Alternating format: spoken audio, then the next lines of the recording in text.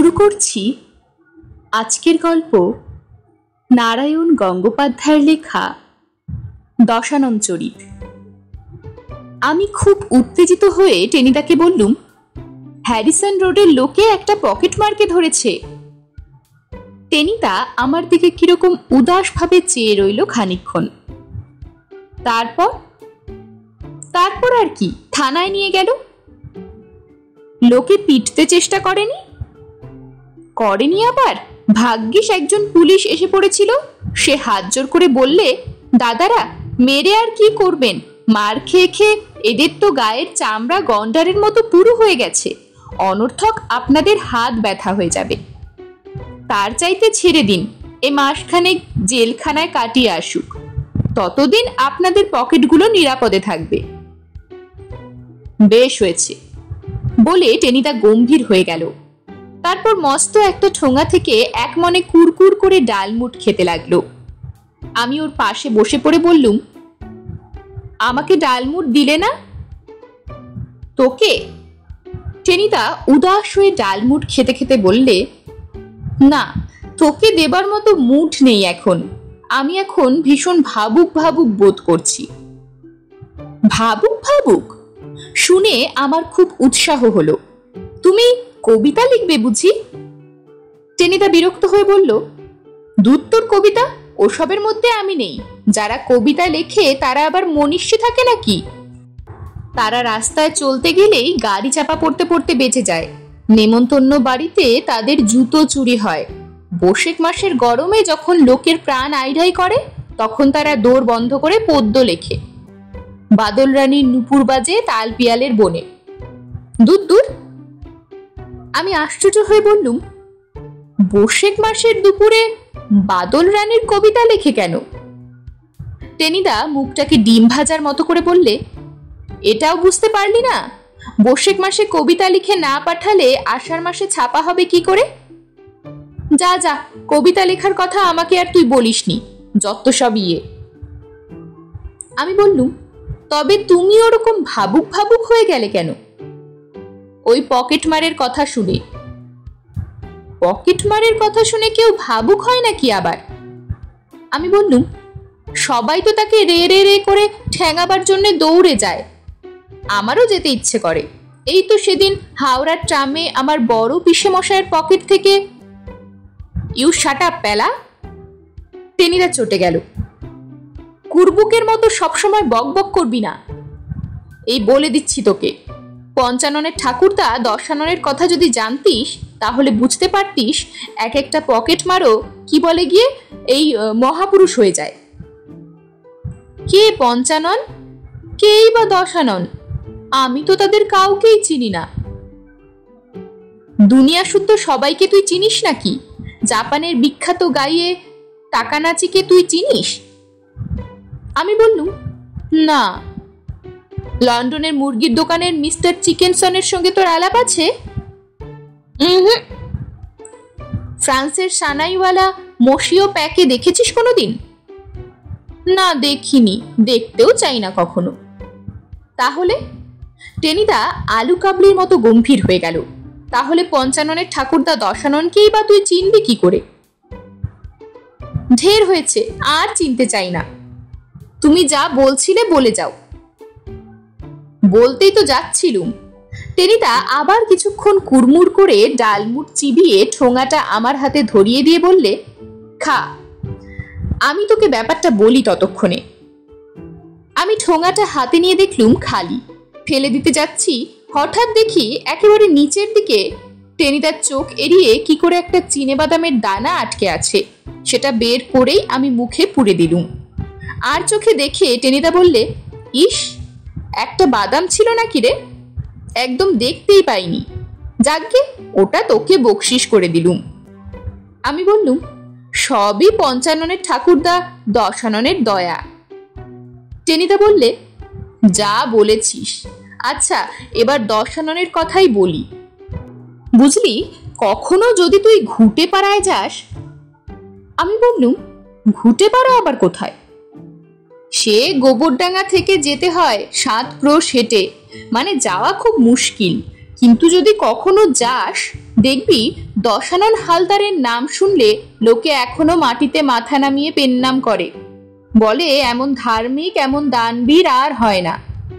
School করেছেন, গরিব দুঃখীকে দুবেলা খেতে দিয়েছেন, মন্দির করেছেন, পুকুর কেটেছেন। কিন্তু আসলে এই দশানন কে ছিল জানিস? 1 নম্বরের পকেটমার। পকেটমার?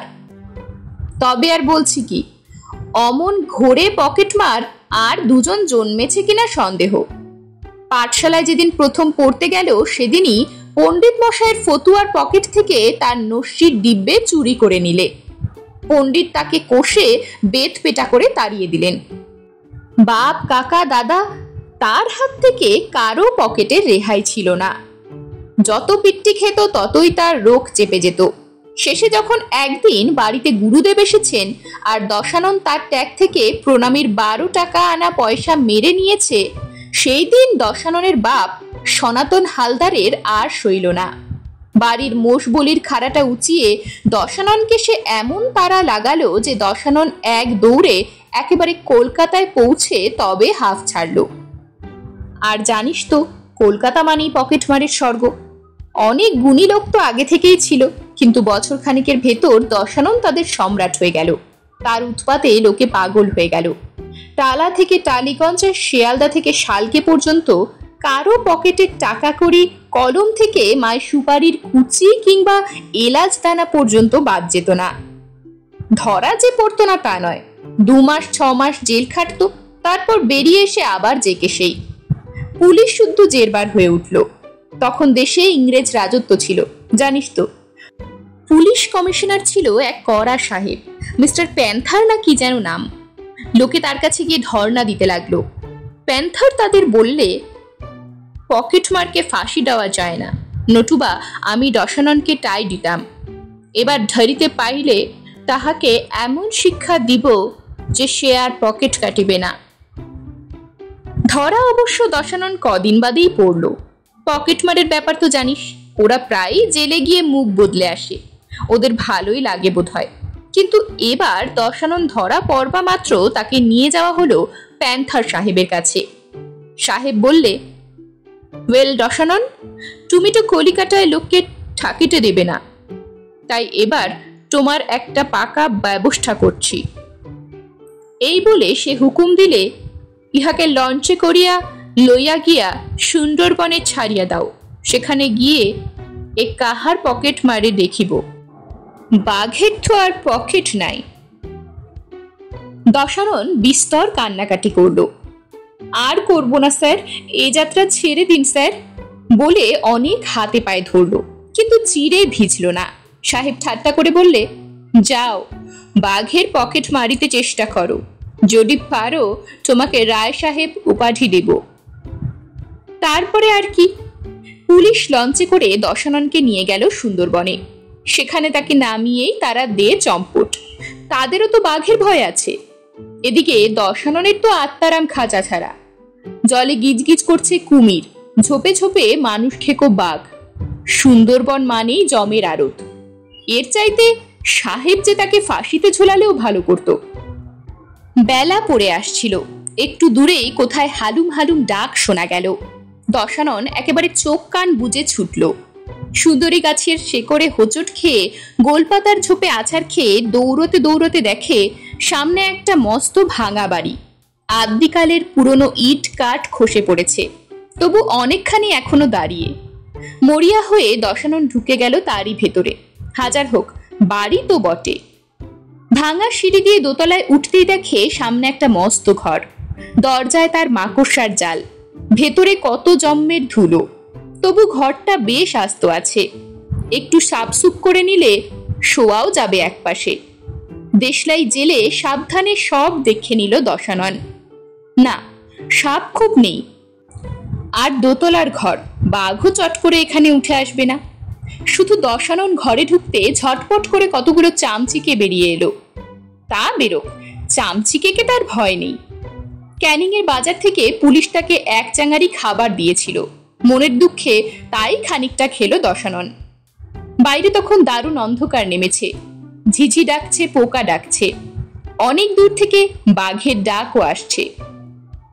জয় মা কালী বলে কাপড় জড়িয়ে ঘরের এক কোণায় শুয়ে পড়ল দশানন। রাতটা তো কাটুক, কাল সকালে যা হয় দেখা যাবে। বাঘের ডাক, ঝিঝির শব্দ, জঙ্গলের পাতায় পাতায় হাওয়ার আওয়াজ আর মশার কামড়ের ভেতরে ভয় ভাবনায় কখন যে দশানন ঘুমিয়ে পড়েছে জানে না। কতক্ষণ ধরে ঘুমোচ্ছিল তাও না।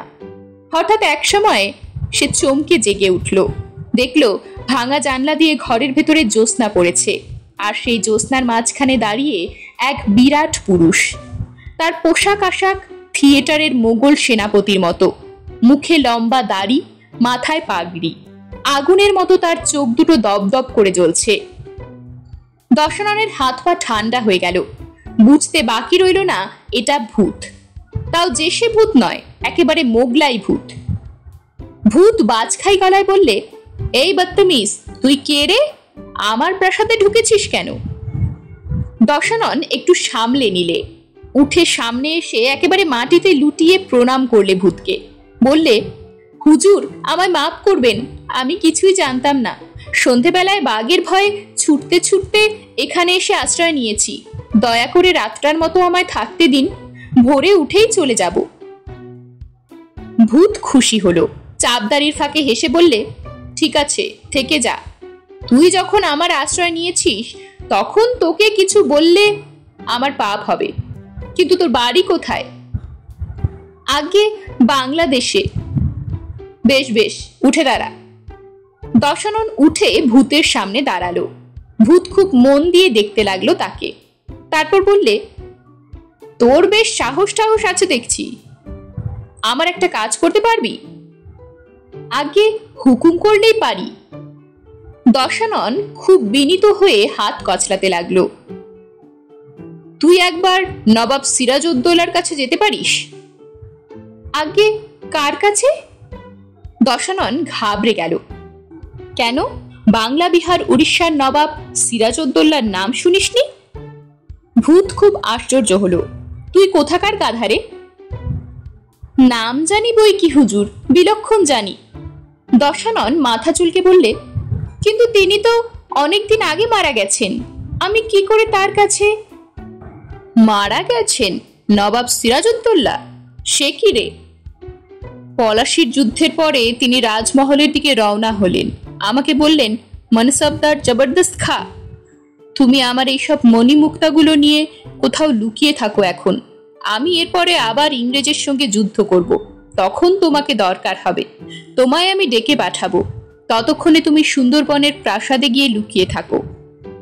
সেই থেকে আমি আছি এখানে। কবে আমার ইন্তেকাল হয়েছে, কিন্তু নবাবের ডাক শুনবার জন্যে আমি বসে আছি, আর আমার এই দুই জেবে লাখ লাখ টাকার হিরে মতি বয়ে বেড়াচ্ছি, দেখবি? বলেই জবরদস্ত খা তার জেবের পকেট থেকে দুহাত ভর্তি করে মণিমুক্ত বের করলো। চাঁদের আলোয় সেগুলো ঝলমল করতে লাগলো। দেখে চোখ ঠিকরে বেরোলো দশাননের, মাথা ঘুরে যায় আর কি। জবরদস্ত খা আবার সেগুলো পকেটে পুরে বললে, আর তুই বলছিস নবাব বেঁচে নেই? হতেই পারে না, তাহলে নিজেকেই এবার আমায় খুঁজতে যেতে হচ্ছে। দশানন চুপ করে রইল। জবরদস্ত খা বললে, প্রথমে যাই মুর্শিদাবাদে, তারপর যাব রাজমহল, তারপর মুঙ্গের পর্যন্ত ঘুরে আসব। তুই আজ রাতে আমার প্রাসাদে থাকতে পারিস, কোনো ভয় নেই। জবরদস্ত খার মঞ্জিলে বাঘও ঢুকতে সাহস পাবে না, কিন্তু কাল সকালেই কেটে পড়বি। ফিরে এসে যদি দেখি তুই রয়েছিস, তাহলে তক্ষুনি তোর জান নিয়ে নেব। এই বলেই জবরদস্ত ধা ধা করে চাঁদের আলোর মধ্যে মিলিয়ে গেল। আর দশানন যা থাকে কপালে বলে তক্ষুনি বেরিয়ে পড়লো ভূতের বাড়ি থেকে। অন্ধকারে খানিক হেঁটে একটা গাছে উঠে রাত কাটালো। সকালে নদীর ধারে গিয়ে দূরে একটা জেলেদের নৌকো চোখে পড়লো। বিস্তর ডাকাডাকি করে তাদের নৌকোয় উঠে দেশে চলে এলো। আর তারপর দেশে ফিরে অতিথিশালা করলো, পুকুর কাটালো, গরিবকে দান ধ্যান করতে লাগলো, মহাপুরুষ হয়ে গেল। আমি বাধা দিয়ে বললুম, বারে, টাকা কোথায় পেল? টাকার অভাব কিরে গর্ধ, জবরদস্ত খার পকেট মেরে এক থাবা মণিমুক্ত তুলে নিয়েছিল না? আমি খাবি খেলুম। ভূতের পকেট কেটে? যে কাটতে পারে ভূতের পকেটই বা সে রেয়াত করবে কেন? টেনিদা হাসলো। অমন এক্সপার্ট হাত, কিন্তু ওইটাই তো তার স্বভাব চরিত্রের একেবারে বদলে গেল। স্বয়ং নবাব সিরাজউদ্দৌলার মণিমুক্ত, সেগুলো কি আর বাজে খরচা করা যায় রে? ওসব বেচে লাখ লাখ টাকা পেল দশানন, আর তাই দিয়ে পরের উপকার করতে লাগলো। মহাপুরুষ বনে গেল একেবারে। আর প্যান্থার সাহেব? বাঘের পকেট কাটলে রায় সাহেব উপাধি দেবে বলেছিল। ভূতের পকেট কেটেছে জানলে তো মহারাজা টহারাজা করে দিত।